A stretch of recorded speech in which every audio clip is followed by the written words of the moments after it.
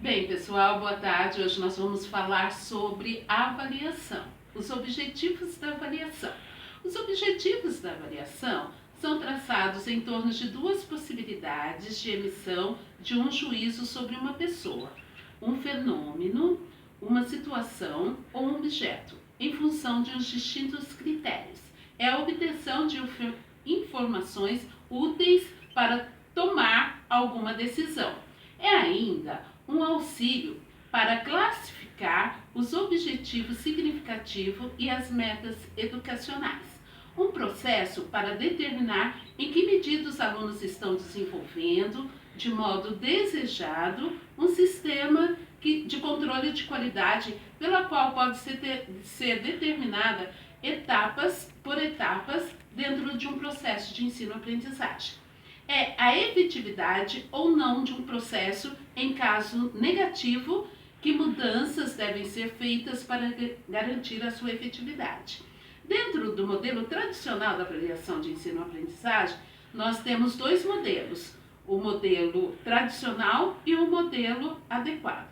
Dentro do modelo tradicional da avaliação, nós vamos falar sobre o foco na promoção.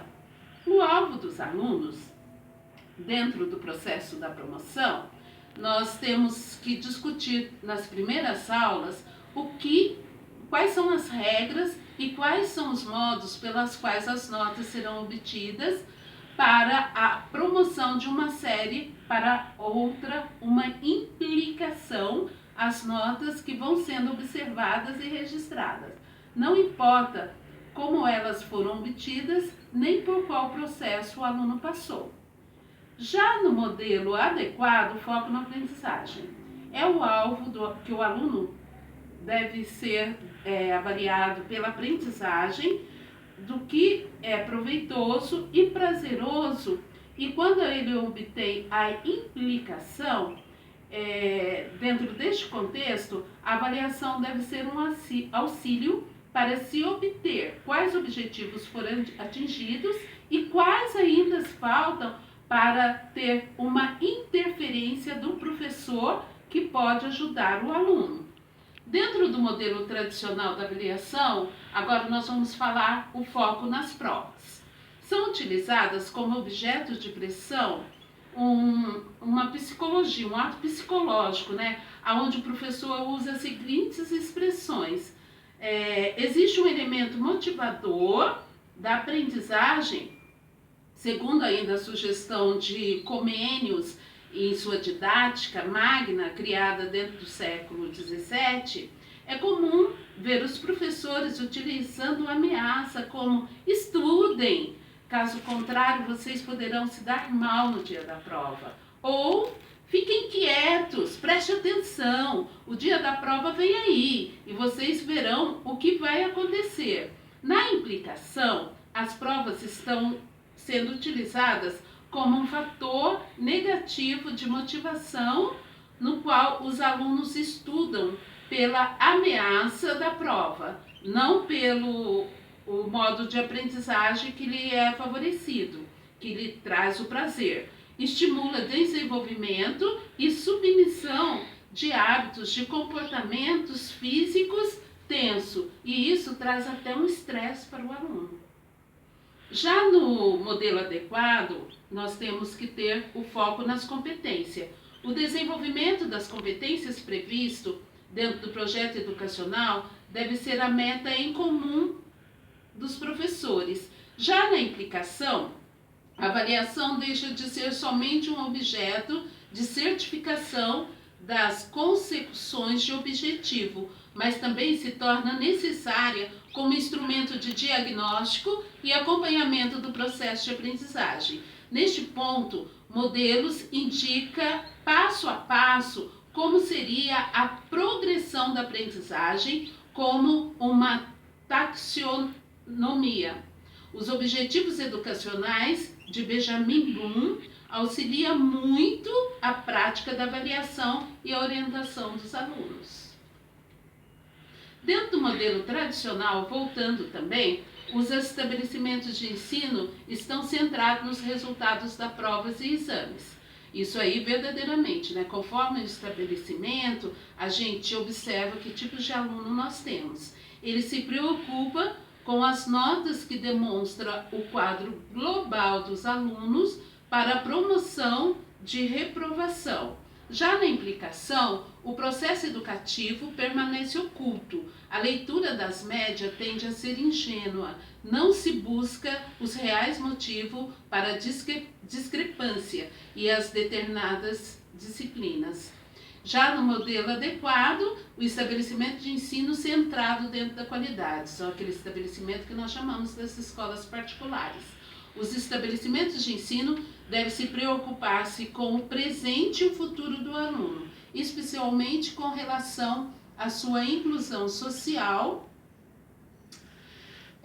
percepção do mundo da criatividade dentro da empregabilidade, dentro da interação de posicionamento, e na implicação, o foco dessa escola passa a ser o resultado do seu ensino para o aluno e não mais a média de alunos na escola.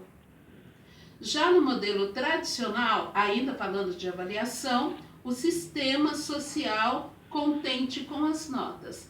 As notas são suficientes para quadros estatísticos. Resultados dentro da normalidade são bem vistos. Não importando a qualidade dos parâmetros para sua obtenção, salvo nos casos de exames de Enem, a escola forma, avalia e, de certa forma, elas também se certificam os diferentes grupos de práticas educacionais e estabelecimentos de ensino. Dentro da implicação, não há como garantir sobre a qualidade e somente os resultados interessam para este que são relativos aos sistemas educacionais que rompem esse tipo de procedimento. Tornam-se incompatíveis com os demais, são marginalizados e por isso automaticamente eles pressionam do agir de forma tradicional. Dentro do modelo adequado, o sistema social preocupado com o futuro.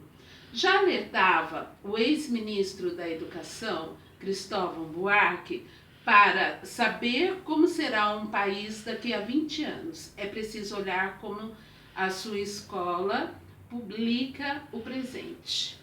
Esse é um sinal que a sociedade já começa a se preocupar com o distanciamento educacional no Brasil com os demais países.